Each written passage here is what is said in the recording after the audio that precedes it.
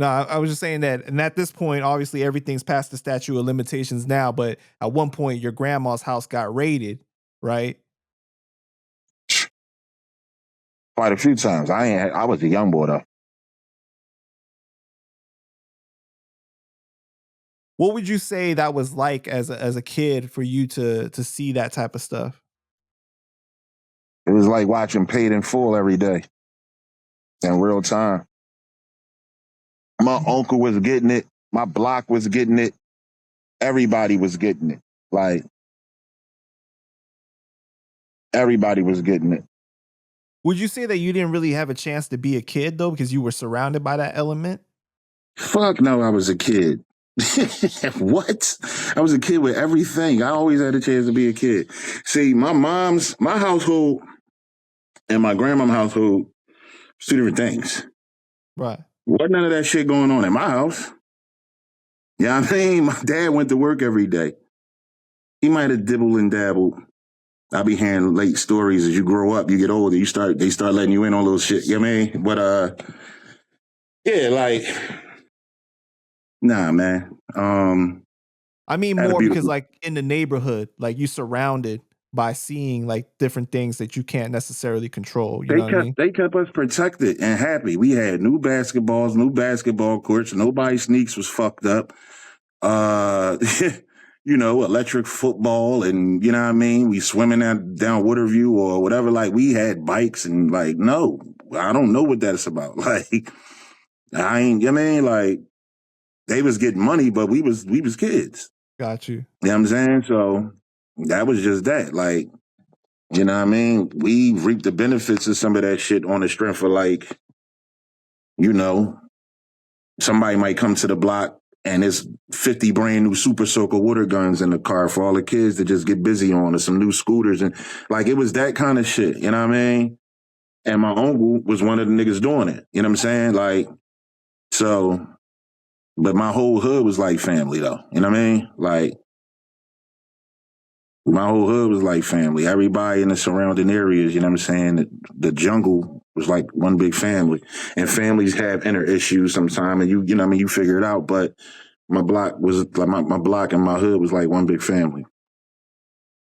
You said in a past interview that you had a big future in football, but street life took you away from it. Because I thought that if I stayed focused, I could be like, you know, I'm looking at Reggie White. I'm trying to be Reggie White. You know what I mean? That wasn't hard to do. Throw a motherfucker out the way, go work out, stay focused. You understand? But, you know, you start getting caught up in doing certain shit, and you already got a fucked up record from school and all of that. So, like, when I got sent to that camp I told you about, that was a blessing. I was about to turn 18. They wanted to try me as an adult right then and there. They was not playing with me. You know what I mean? Like, you a nuisance. And this was, like I said, I'm just about to turn 18. So, yeah, I wanted to pursue football in that way. You know what I mean? But it wasn't long before I realized, like, that ain't happening. It's not possible. You said that you hopped off the porch around 16 and started getting involved in life. Were you doing like petty crimes like robbing, stick up, or like you was getting involved with I never robbed a nigga in my life. No. I was selling drugs. And your mom knew about this at this time? Hell no. My uncles didn't know. Wow. My uncles think they put me in the game. I have found something out on my own. And yeah, I had my own way of doing things. And some people in the neighborhood peeped me moving a certain way and whispered to one of my uncles. He called me down. And when he called me, I automatically, he never called me. So he called me and I'm like, what up? And he was like, where you at? I said, I'm in the crib, but I need some Jordans. I want to come see you. I need some money. He's like, some Jordans, huh? Yeah, come on down. You know what I mean? So when I go down, I go see him instead of giving me Jordans, he gave me work in so many words. You know what I mean? You know what I mean? Yeah, man. And yeah, it just wasn't no looking back. You know what I mean? But I ain't to any kid watching this interview, right? Or anybody with a life that says you don't necessarily have to be in the street. Don't do it because it's fashionable. Mm. You know what I mean? Like, I'm not a nigga that had to sell drugs. I didn't have to have any of the experiences I had in my life because my uncles, my mom and my dad facilitated me a good life. You know what I mean? Everything them rappers was wearing, I had. Two-tone Lee jeans, leather bombers, triple fat goose, sheepskins. I got the Polaroids to prove it. And my mom and them wasn't selling drugs. You know what I'm saying? My uncles and them kept me fly too. Very fly. And gave me jewelry. You know what I'm saying? But I say all that to say that's why I probably didn't need to do that shit. You know what I'm saying? I should have just stayed in school, probably stayed with the football thing or got on rap way earlier on some serious shit. You know what I mean? But yeah, you know. What do you think that was what attracted you to it though? What? I just told you. My block was like paid in full. My life was like paid in full every day as a kid. Like all I seen on my block was Benzes, Beamers, Saabs, and Porsches and Alpinas and tricked out Gazelles and, you know, Momos. And this shit was every day, bro. Like every fucking day. My grandma's crib was here. The main corner was right there. Right there. Every fucking day. You got you fell in love with the lifestyle basically of like the fruits of labor. You got Nintendo and Sega Genesis and Atari and all that shit in the crib over the years to play with. And then you come out on the porch. And then you playing with the kids. And then the kids know, because they parents talk, say, your uncles and them, they got too many cars. And your uncles and them, why they chain so big? Like it was just that. You know what I'm saying? And then you get old enough to be like, hold up, man. I need to live like that. Because my first raps was anti-drug.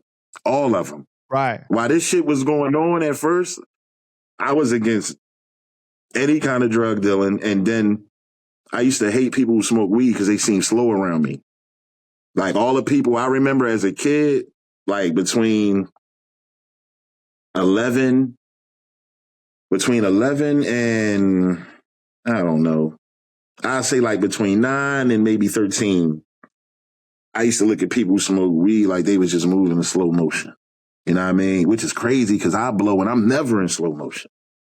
Like I'm not the guy who smoke and just want to go to sleep. I smoke and then I get innovative and I'm already in that thought process as I'm rolling up anyway. Like, yeah, I got to do this way.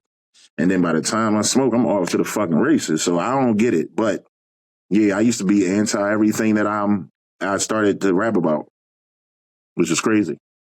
Yeah, so early on, you were critical of the street life, freestyling over Rump Shaker, and you said, do yourself a favor and don't sell drugs.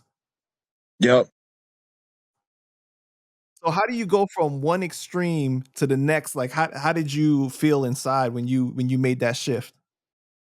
I was a kid being told and taught the right way. You know what I mean? Don't do drugs. Say no to drugs.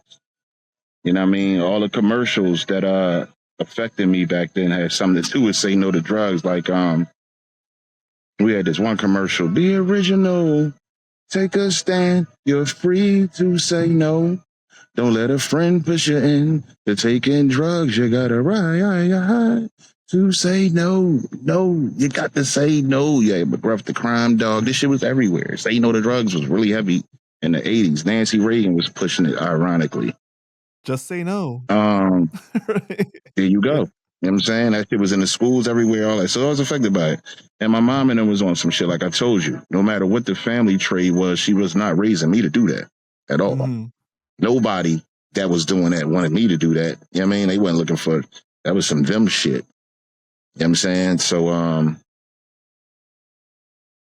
yeah. I would say I was untainted when I wrote those rhymes. You know what I mean? Right. And then, no, the Rump Shaker rhyme was actually about me changing over. Oh, was it? 15. I'm 15. I'm getting the okay grades in school. My gear's on the iffy tip, but I'm still cool. Got a 4 to 9, and I'm making mines. By the time I buy some kicks, I ain't got a dime. For lunch, I scrape money here and there. That wasn't working. So I got on school welfare. No girls trying to gas me because I ain't got no bank. The boys I roll with wearing fat Gucci links. Gear up the par. Gear up the par. Money stretch far. They got all this for putting coke in a jar. I crack a smile because it's funny. My man Cole stay rolling 20s. Beaver's going off like an operator line. Seeing all this, I got to get mine. I'm not drunk. I'm sober. That's when I realized it's time to take over. So, like, that was just like me trying to find a way to say, you know what I mean, how I made my shift. And even that wasn't really too accurate because I had to downplay how I was actually living. You know what I mean? Like, my mom kept me fly. You know what I'm saying? Like, how do you remember a rhyme from 30 years ago like that? My friends call me the music box.